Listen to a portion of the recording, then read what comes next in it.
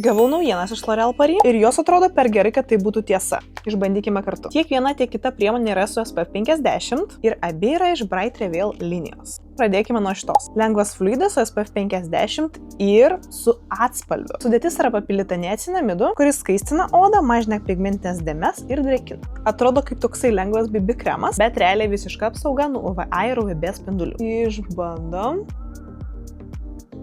O wow, tekstūra yra labai lengva ir nejaučiu jokio lipnumo. Ir oda iš karto atrodo gyvesnė ir švytinti. Pirmas įspūdis labai geras. Tuoj pabaigsiu makiažą ir sugrįšiu.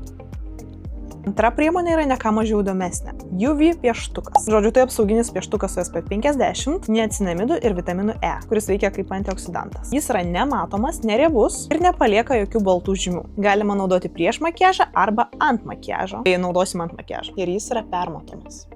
Bandom.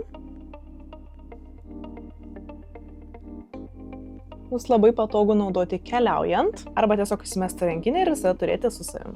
Žinokit, labai patogus dalykas. Aš oficialiai būsiu priklausoma. Viena keliauja į mano kosmetinę, o kita į rankinę.